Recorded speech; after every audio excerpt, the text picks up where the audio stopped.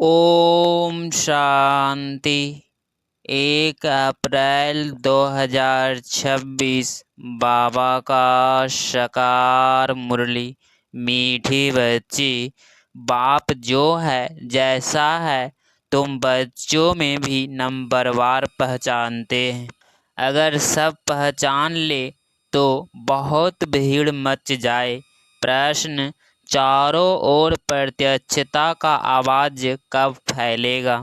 उत्तर, जब मनुष्यों को पता पड़ेगा कि स्वयं भगवान इस पुरानी दुनिया का विनाश करा के नई दुनिया स्थापन करने आए हैं।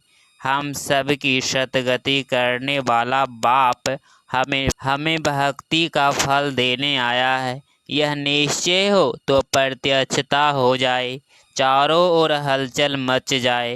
गीत जो पिया के साथ है। ओम शांति। बच्चों ने गीत की 2 लाइन सुनी जो पिया के साथ है। अब पिया कौन है यह दुनिया नहीं जानती। भल ढेर बच्चे हैं, उनमें भी बहुत है जो नहीं जानते हैं कि किस प्रकार से बाप को याद करना चाहिए। वह याद करने नहीं आता, घड़ी घड़ी भूल जाते हैं। बाप समझाते हैं, बच्चे अपने को आत्मा समझो, हम बिंदी है। बाप ज्ञान का सागर है, उनको ही याद करना है। याद करने की ऐसी प्रैक्टिस पड़ जाए तो निरंतर याद ठहर जाए। पिछाड़ी में यही याद रहे कि हम आत्मा है। शरीर तो है परंतु यह ज्ञान बुद्धि में रखना है कि हम आत्मा है। बाप का डायरेक्शन मिला हुआ है। मैं जो हूँ उस रूप में कोई बिरला याद करते हैं। देह अभिमान में बच्चे बहुत आ जाते हैं। बाप ने समझाया है, कोई को भी जब तक बाप का परिचय नहीं दिया है तब तक कुछ भी समझ नहीं सकेंगे। पहले तो उन्हों का यह मालूम पड़े वह निराकार हमारा बाप गीता का भगवान है, वही सर्व का सतगति दाता है। वह इस समय सतगति करने का पाठ बजा रहे हैं। इस पॉइंट्स में निश्चय बुद्धि हो जाए तो फिर जो भी इतने साधु संत आदि हैं सब 1 सेकंड में आ जाए। भारत में बड़ा हंगामा मच जाए। अभी मालूम पड़ जाए कि यह दुनिया विनाश होने वाली है। इस बात का निश्चय हो जाए तो बम्बई से लेकर आबू तक क्यों लग जाए, लेकिन इतना जल्दी कोई को निश्चय नहीं हो सकता। तुम जानते हो विनाश होना है। यह सब घोर निंद्रा में सोए ही रहने हैं। फिर अंत समय तुम्हारा प्रभाव निकलेगा। मासी का घर नहीं है। जो इस बात में निश्चय हो जाए कि गीता का भगवान परमपिता परमात्मा शिव है, यह प्रसिद्ध हो जाए तो सारे भारत में आवाज हो जाए। अभी तो तुम 1-2 को समझाएं तो दूसरा कहेगा तुमको जादू लग गया है। यह जहाड़ बहुत धीरे धीरे बढ़ना है। अभी थोड़ा टाइम है, फिर भी पुरुषार्थ करने में हर्जा नहीं है। तुम बड़े बड़े लोगों को समझाते हो परंतु वे कुछ भी समझते थोड़े ही हैं। बच्चों में भी कई इस नॉलेज को समझते नहीं हैं। बाप की याद नहीं तो वह अवस्था नहीं। बाप जानते हैं निश्चय किसको कहा जाता है। अभी तो कोई 1-2% भी मुश्किल बाप को याद करते हैं। बहल यहाँ बैठे हैं बाप के साथ, वह लभ नहीं रहता। इसमें लभ चाहिए, तकदीर चाहिए। बाप से लभ हो तो समझे हमको कदम कदम श्रीमत पर चलना है। हम विश्व के मालिक बनते हैं। आधा कल्प का देह अभिमान बैठा हुआ है, सो अब देही अभिमानी बनने में बड़ी मेहनत लगती है। अपने को आत्मा समझ मोस्ट ब्रिबेंड बाप को याद करना। मासी का घर नहीं है, उनके चेहरे में ही रौनक आ जाए। कन्या शादी करती है, जेवर आदि पहनती है तो चेहरे में एकदम खुशी आ जाती है, परंतु यहाँ तो साजन को याद ही नहीं करते तो वह शक्ल मुरझाई हुई रहती है। बात मत पूछो, कन्या शादी करती है तो चेहरा खुशनुमा हो जाते हैं, कोई की तो शादी के बाद भी शक्ल मुर्दे जैसी रहती है। किस्म किस्म के होते हैं, कोई तो दूसरे घर में जाकर मूंझ पड़ती है, तो यहाँ भी ऐसे हैं। बाप को याद करने की मेहनत है। यह गायन अंत का है कि अतेंद्र अशुक गोप वल्लभ की गोप गोपियों से पूछो। अपने को गोप गोपी समझाना और निरंतर बाप को याद करना वह अवस्था होनी है। बाप का परिचय सबको देना है। बाप आया हुआ है, वो वर्षा दे रहे हैं, इसमें सारी नॉलेज आ जाती है। लक्ष्मी नारायण ने जब 84 जन्म पूरे किए तब बाप ने अंत में आकर उन्हों को राजयोग सिखाकर रजाई दी। लक्ष्मी नारायण का यह चित्र है नंबर 1। तुम जानते हो उन्होंने आगे जन्म में ऐसे कर्म किए हैं, वह कर्म अब बाप सिखला रहे हैं। कहते हैं मन मना भव, पवित्र रहो, कोई भी पाप मत करो, क्योंकि तुम अभी स्वर्ग के मालिक हो, पुण्य आत्मा बनते हो। आधा कल्प माया रावण पाप कराती आई है, अब अपने से पूछना है हमसे कोई पाप तो नहीं होता है। पुनः का काम करते रहते हैं, अंधों की लाठी बने हैं। बाप कहते हैं मन मना भव, यह भी पूछना होता है कि मन मना भव किसने कहा। वह कहेंगे श्री कृष्ण ने कहा। तुम मानते हो परम पिता परमात्मा शिव ने कहा। रात दिन का फर्क है, शिव जयंती के साथ है गीता जयंती, गीता जयंती के साथ श्री कृष्ण जयंती। तुम जानते हो हम भविष्य में प्रिंस बनेंगे, बेगर टू प्रिंस बनना है। यह एम ऑब्जेक्ट ही राजयोग की है। तुम सिद्ध कर बताओ कि गीता का भगवान श्री कृष्ण नहीं था, वह तो निराकार था, तो सर्वव्यापी का ज्ञान उड़ जाए। सर्व का शतगति दाता पतित पावन बाप है। कहते भी हैं कि वह लिबरेटर है, फिर सर्वव्यापी कह देते। जो कुछ बोलते हैं समझते नहीं हैं, धर्म के बारे में जो आता है बोल देते हैं। मुख्य धर्म है 3, देवी देवता धर्म तो आधा कल्प चलता है। तुम जानते हो बाप ब्रह्मा देवता क्षत्रिय धर्म स्थापन करते हैं, यह दुनिया नहीं जानती। वह तो सतियों को ही लाखों वर्ष कह देते हैं। आदि सनातन देवी देवता धर्म है सबसे ऊंचा, परंतु यह अपने धर्म को भूल रिलीजन बन पड़े। क्रिश्चियन लोग अपने धर्म को नहीं छोड़ते, वह जानते हैं क्राइस्ट ने हमारा धर्म स्थापन किया था। इस्लामी, बौद्धी, फिर क्रिश्चियन, यह है मुख्य धर्म। बाकी तो छोटे छोटे बहुत है, कहाँ से वृद्धि हुई यह कोई नहीं जानता। मोहम्मद को अभी थोड़ा समय हुआ है। इस्लामी पुराने हैं, क्रिश्चियन भी मशहूर है, बाकी तो कितने ढेर है। सबका अपना अपना धर्म है, अपना भिन्न भिन्न धर्म, भिन्न भिन्न नाम है, तो मूंझ गए हैं। यह नहीं जानते मुख्य धर्म शास्त्र ही 4 है, इसमें डिजिट में ब्राह्मणिज्म में भी आ जाते हैं। ब्राह्मण सो देवता, देवता सो क्षत्रिय, यह किसको पता नहीं। गाते हैं ब्राह्मण देवताए नमः।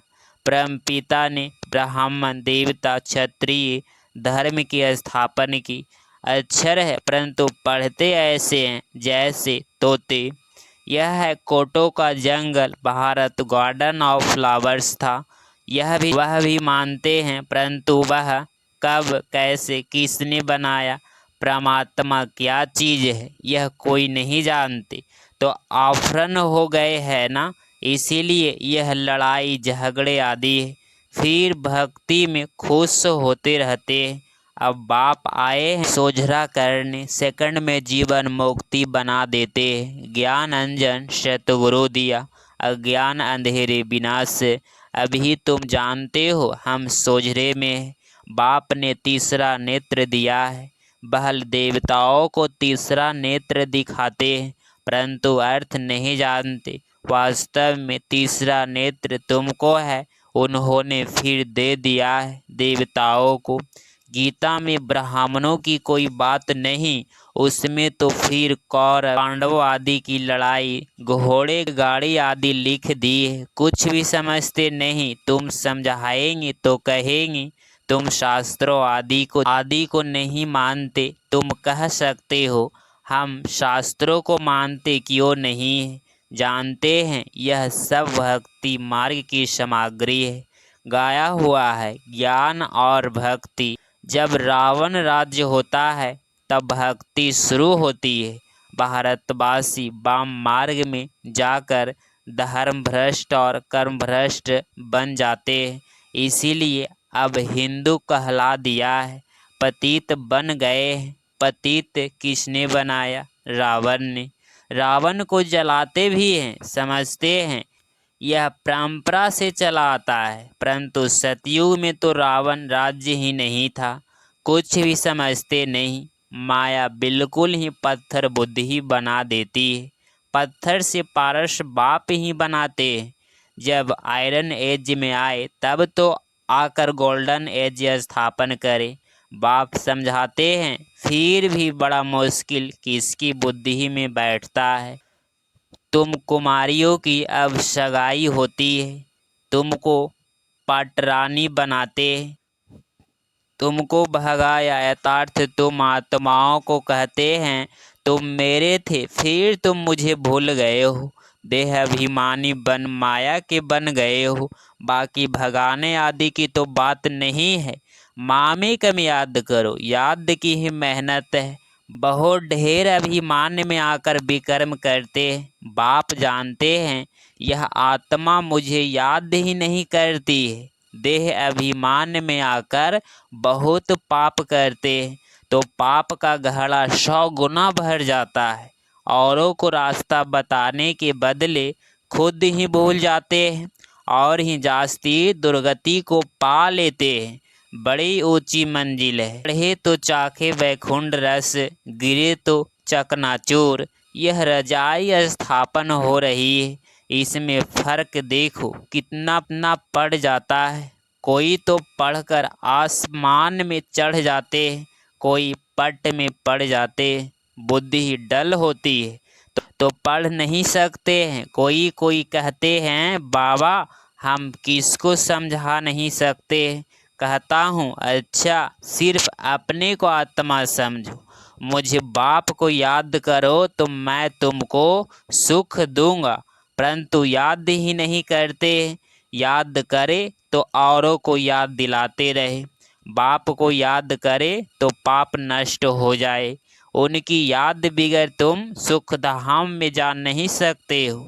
21 जन्मों का वर्षा निराकार बाप से मिल सकता है, बाकी तो सब अल्पकाल का सुख देने वाले।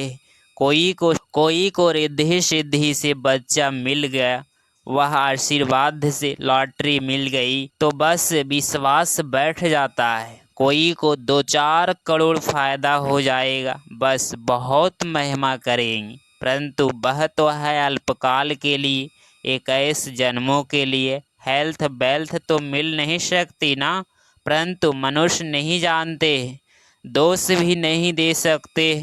अल्पकाल के सुख खुश हो जाते। बाप तुम बच्चों को राजयोग सिखलाकर स्वर्ग की बादशाही देते, कितना सहज है। कोई तो बिल्कुल समझा नहीं सकते, कोई समझते भी हैं, परंतु योग पूरा ना होने के कारण कोई को तीर नहीं लगता है। देह अभिमान में आने से कुछ न कुछ पाप होते रहते हैं। योग में ही मुख्य है, तुम योग बल से विश्व के मालिक बनते हो। प्राचीन योग भगवान ने सिखाया था, न कि श्री कृष्ण ने। याद की यात्रा बड़ी अच्छी है, तुम ड्रामा देखकर औरों को बुद्धि में सारा सामने आ जाएगा। कोई को बताने में टाइम लगेगा। यह भी ऐसे है।